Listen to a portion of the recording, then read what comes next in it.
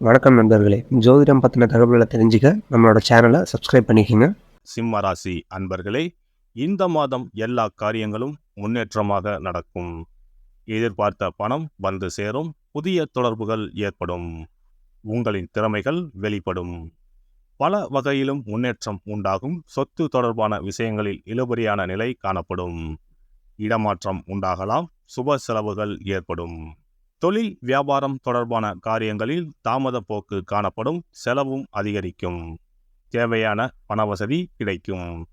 விரிவாக்கம் தொடர்பான முயற்சிகள் இழுபறியான நிலையில் இருந்து பின்னர் முடியும். உத்தியோகத்தில் இருப்பவர்கள் பயணம் செல்ல வேண்டியிருக்கும். சிலருக்கு எதிர்பார்த்த பதவி உயர்வு, இடமாற்றம் தாமதப்படலாம். எந்த ஒரு விஷயத்திலும் ஈடுபடும் முன்பு தயக்கம் ஏற்பட்டு பின்னர் தெளிவு உண்டாகும். குடும்பத்தில் திடீர் குழப்பம் ஏற்பட்டு நீங்கும். கணவன் மனைவிக்கு இடையே எதையும் பேசி தெளிவுபடுத்திக் கொள்வது நன்மை தரும். குழந்தைகளுக்கான பொருட்களை வாங்குவீர்கள். பெண்களுக்கு இழுபறியாக இருந்த காரியங்கள் முடிவுக்கு வரும். புதிய தொடர்புகளால் லாபம் கிடைக்கப் பெறுவீர்கள். இடமாற்றம் ஏற்படலாம். கலைத்துறையினருக்கு வெளிநாட்டு வாய்ப்புகள் கைகூடி வரும். அதிகமான ஒப்பந்தங்களில் கையெழுத்திட வேண்டி வரும். உடன் பணிபுரியும் பணியாளர்களால் நன்மைகள் ஏற்படும். அரசியல் துறையினருக்கு எதிர்பார்த்த பதவிகளை அடைவீர்கள். மேலிடத்தின் மூலம் உங்கள் காரியங்கள் அனைத்தும் பரிசீலனை செய்யப்படும். மாணவர்களுக்கு கல்விக்கான செலவுகள் உண்டாகும். திறமைகள் வெளிப்படும். புதிய நபர்களின் அறிமுகம் உண்டாகும். அதன் மூலம் நன்மை ஏற்படும். நட்சத்திர பலன்கள். மகம் நட்சத்திரம். இந்த மாதம் நல்ல பெயர் வாங்குவீர்கள். மூலதனத்திற்கு தேவையான பணம் வந்து குவியும். எதிரிகள் வகையில் சற்று கவனமுடன் செயல்படவும். பூரம் நட்சத்திரம். இந்த மாதம் சுக்கிரன் சஞ்சாரத்தால் கலைத்துறைகளை சார்ந்த துறைகளில் ஈடுபட்டு இருப்பவர்கள் நல்ல முன்னேற்றம் காண்பர். புதிய ஒப்பந்தங்கள் கிடைக்கப் பெறுவீர்கள். பிறமொழி பேசுபவர்கள் மூலம் உதவிகள் கிடைக்கும். உத்திரம் நட்சத்திரம். இந்த மாதம் உங்கள் நிலைமை மாறும். நீங்கள் விரும்பியதை கேட்டு பெற்றுக்கொள்ளலாம். வேலை இல்லாதவர்களுக்கு வேலை கிடைக்கும்.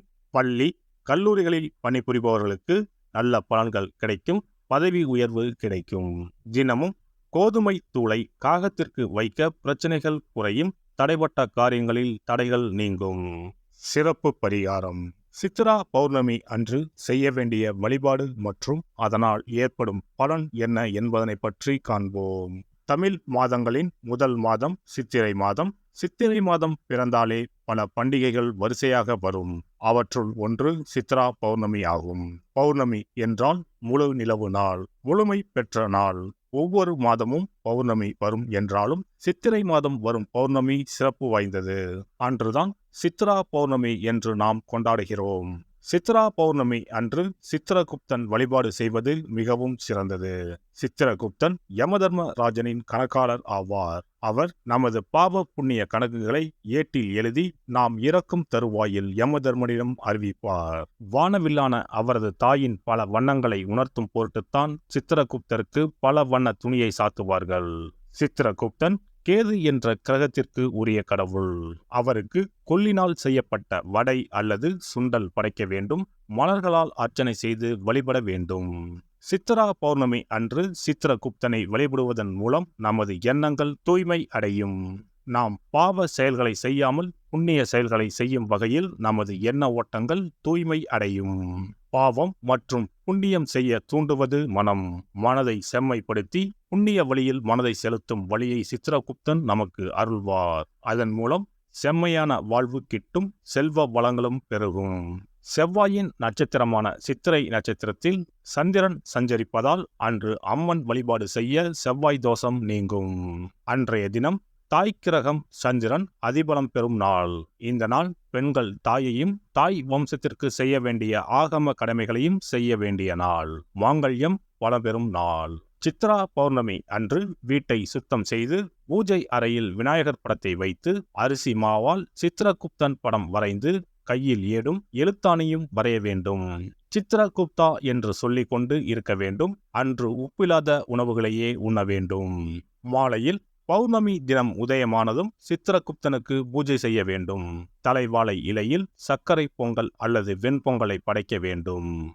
பயிற்றம் பருப்பு எருமை பாலும் சேர்த்து பாயாசம் செய்து நிவேதனம் செய்யலாம். சித்திரகுப்த விரத முறையில் மக்கள் உப்பு, பால் மற்றும் பால் சார்ந்த பொருட்களை தவிர்க்கின்றனர். காரணம், காமதேனுவிடமிருந்து சித்திரகுப்தம் தோன்றியதால் பால் மற்றும் பால் சார்ந்த பொருட்கள் தவிர்க்கப்படுகின்றன.